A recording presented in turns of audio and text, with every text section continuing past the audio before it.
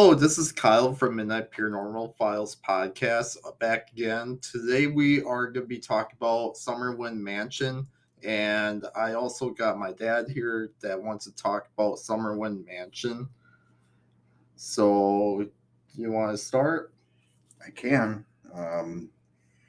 Just okay. With all I know for sure, going over everything for the last few years, Summerwind was built in 1916 by a Robert Patterson Lamont.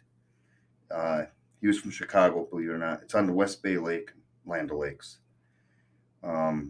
He's actually built it, but this is 1916, and supposedly before him, there was a Jonathan Carver that owned the land all around there. But supposedly there's a deed buried in that house. That's where those hauntings is supposed to be based on, is this deed. But the deed was signed May 1st, 1767, and it says it's sealed at the Summerwind in a box, buried in the foundation. But Carver died in 1780 in London, which doesn't make any sense if the house was actually built in 1916. That's where the goofiness comes in. But from there, Lamont did see ghosts in Summerwind, when he did see them, actually there is bullet holes was in the kitchen, because as of 1992, I think it burned down. So actually the house is gone, but the foundation, the chimneys are still there. It burnt down from lightning striking it, correct? Two of them. Two of them. Yeah. Okay. I was doing some digging. There's actually 2 strikes. Wow. The neighbors said, because at first they thought it was arson, and the neighbors said no, there's actually 2 strikes. Okay. That I didn't know before 2 nights ago. I know it's a electrical lightning strike or whatever. That anyway. Right, and then so now a Raymond Bober bought it, and his daughter lived there for 6 months during that time.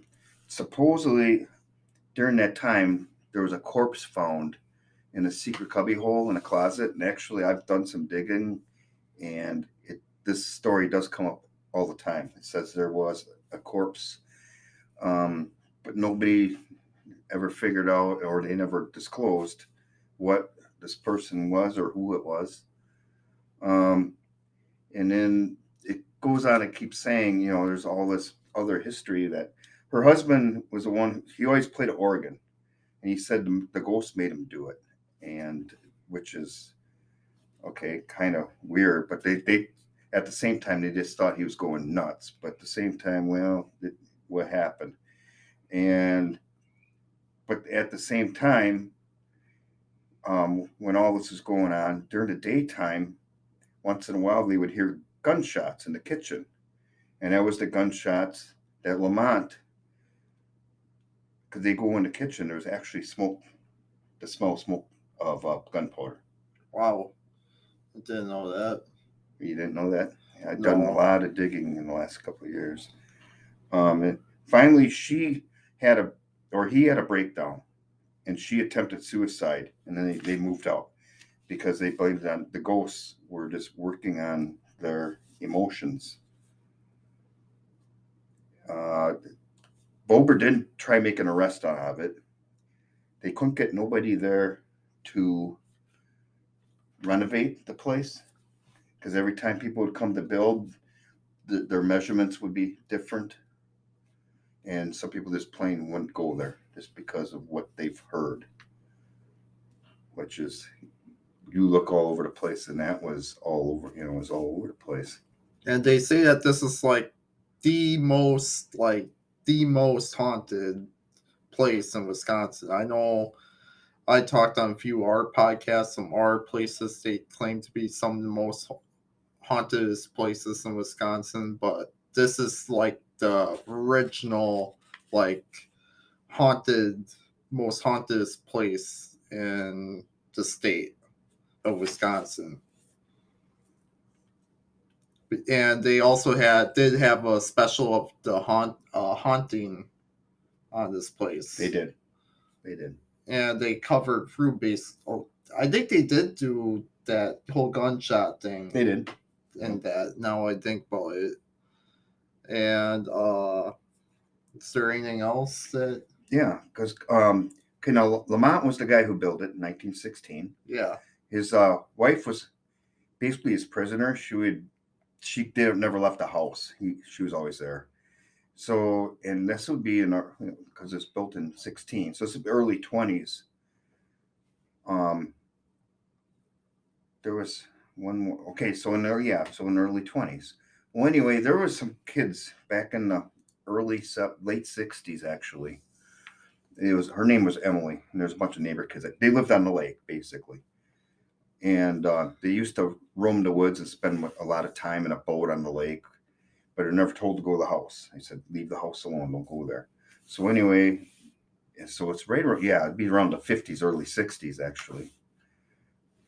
Anyway, so they never did. But one day a storm did come up, and they had to get out. They wanted to get out of the rain because there's thunder and lightning, the whole thing. So they got out of the rain, and they went up, and as they're going up the stairs, it smelled like lilacs and tobacco smoke. And when they got in the house, it's still fully furnished because they supposedly just left. So they said.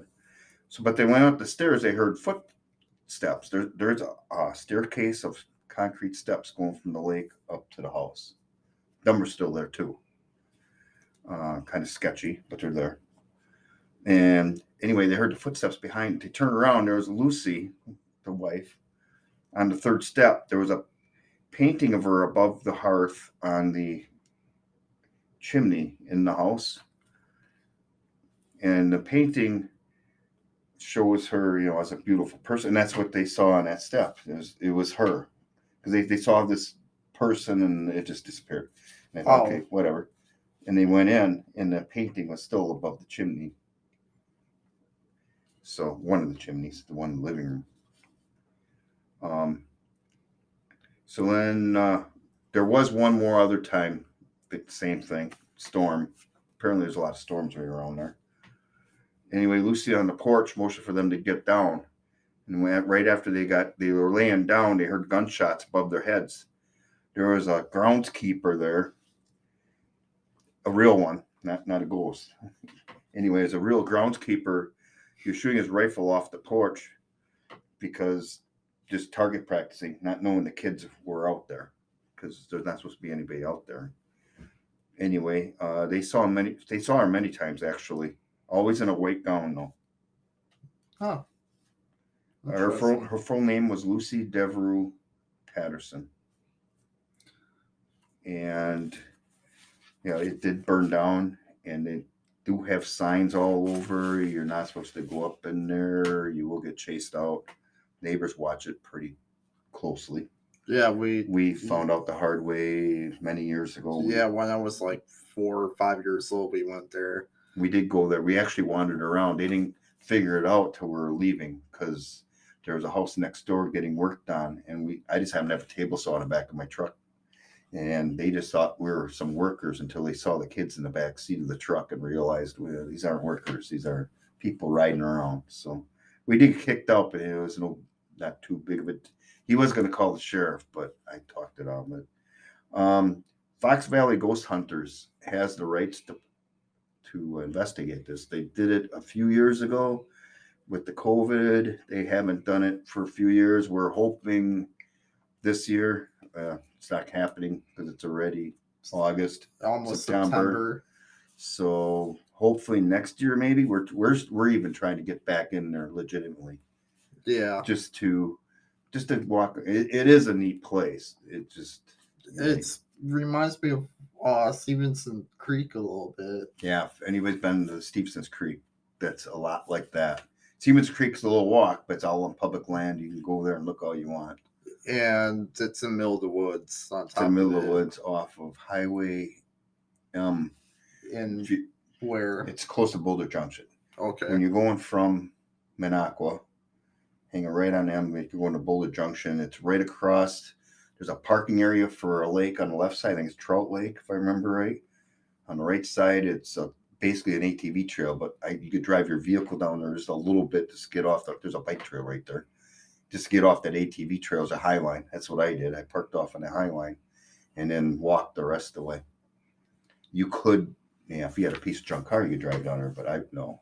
It used to be a driveway at one time, but it's growing in pretty good. So park the car and walk. Yeah.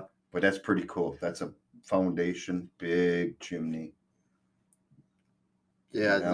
That's pretty old. Yeah. With the Summerwind thing, did they say if they caught any like orbs or anything like that from Fox Valley? Didn't say on everything I looked at from them. Okay. Didn't say anything. I was just wondering if they caught any evidence of any like paranormal stuff going on there or what. I looked and I didn't see nothing of that. That's weird. I mean, to say what they found in their investigation, it just says that if you want to go see it, that's where you go through. Yeah, that I understand. You gotta go through them for Sheboygan Asylum, also in a few other places. Right. But yeah. But they never really disclose what you see or what you find. Yeah. And actually, if you do go, that's like a 4-hour or 6-hour thing. It starts in the evening. Well, it used to anyway, like 6, 7 o'clock even later. And then when the sun goes down, and they hang around for, I think it's till 10 or 11. Not real late. What else were we gonna say about Summerwind? I forgot what I was gonna say. Yeah, it's a cool location, but the only bad thing about it is that it's on private land, and even the roads are private, so you can't like just drive down the road or anything like that. No, they do have signs all over on both sides. If you see a road that says no trespassing written on the nice painted signs, and it's not bought signs, and it's a little trail, that's the right place. Yeah. That just goes in. What it is a long driveway to like 4 houses, and Summerwind is off of that road. It's pretty close to Lake Superior too, ain't it? Land O'Lakes. Yeah. The town. Yeah. Lake Superior is north of there. Yeah, not far though. But not far. Yeah, I guess. Like probably like half an hour maybe, or not even that. It's a good half hour. Oh, it's a good half hour. I would say about a half hour. Yeah, it's pretty northern Wisconsin. Like probably, well, not as north as Bayfield. Right. And the Apostle Islands. That's the northernmost tip of the state, but that's pretty up there. Land O'Lakes is right on the Michigan border. Yeah. But geographically, yeah, it's not that north as what Kyle was saying. Well, no, I'm just saying that's if you look at a map of our state, that's right. So, okay, I did look up to see if there was any like paranormal stuff that was going on like a little more recently. Somebody did take like a picture, and it looked like there was like an orb on the picture, which is strange. But you agree? Yep. It was daylight too. Yeah, it was daylight on top of it. And a place is haunted not because if when after dark. That's ghosts just don't care. Yeah, they don't care what time of day it is. They're there at noon. They're at midnight. It don't matter. Yeah. Is that all you want to talk about, or you got any other things? The only other thing I would say, the Raymond Boulder, that did buy it after Lamont, 1979. He did write a book. What's it called? Oh boy, I don't know. But he wrote a book, and it was saying that in the this Lamont that shot at this ghost was the ghost of Carver. But how did he know if that was the ghost of Carver? I don't know. Maybe talk to him. That's the only thing that could be possible. Because Lamont, if he built this place in 1916, he was probably alive for at least till the 50s. And Bobers was around the 50s, so. Huh. This Carver thing is just weird. Because the deeded him, he owned a third of the state of Wisconsin. The whole northwestern third. But this deed is supposedly sealed in a box in the foundation of Summerwind. But if it wasn't built in 1916, how the heck did it get there? Nobody knows, unless it was while it's being built. But if Carver died in 1780 in London, there's something here that doesn't make a lot of sense. No. But who knows? Yeah. We're gonna end the podcast on that note. Hope you guys like the podcast episode of this. I figured we should talk about Summerwind at least once, and my dad loves Summerwind, so I figured to bring him on the podcast and so we could talk about it and leave a review and all that. And I'll talk to you guys in the next podcast.